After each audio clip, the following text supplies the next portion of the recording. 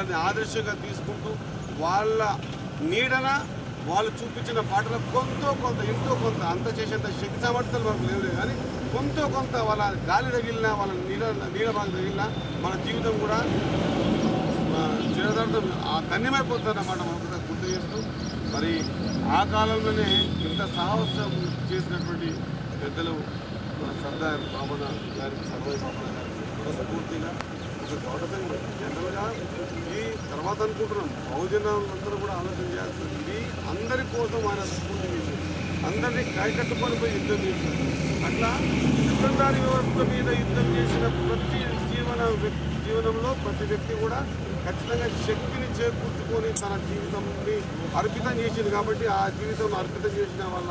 నీడ మనకు పడాల్సిన అవసరం ఉందన్న విషయాన్ని ఒకసారి గుర్తు చేస్తూ ఈ కార్యక్రమం కోసం వీళ్ళే కూర్చొని నిర్ణయాలు చేసి గౌరవంగా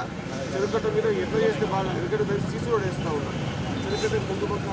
ఒక మంచి వెల్కమ్ పెడతా ఉన్నాం ఒక మంచి కార్యక్రమం చేస్తూ ఉన్నాం దాంతోపాటు ఎవరు వచ్చినా కూడా అమ్మ ఎంత మంచి పెట్టుకున్నారు వీళ్ళంతా అనే విధంగా ఒకటే స్ట్రక్చర్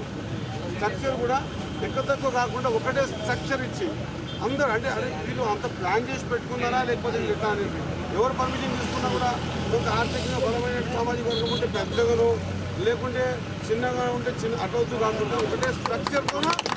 వచ్చే కామన్గా వాళ్ళకు ప్లాట్ఫామ్స్ కూడా వీలైతే మున్సిపాలిటీ ద్వారా ఏర్పాటు చేసే కార్యక్రమాన్ని ఎవరు అర్జీకి వచ్చినా కూడా ఖచ్చితంగా ఒక సిస్టమ్ ప్రకారంగా మున్సిపాలిటీకి మాకు ఇచ్చినా మున్సిపాలిటీ ప్రొవైడ్ చేస్తాం మున్సిపాలిటీ పర్మిషన్ మీద ఉంటుంది కాబట్టి ఖచ్చితంగా ఈ విగ్రహాన్ని గౌరవంగా ముందు తీసుకోవాల్సిన అవసరం ఉందని తెలియజేస్తూ మరొకసారి అందరికీ కూడా సర్దార్ సర్వై బాపన్న గారి జన్మదిన శుభాకాంక్షలు.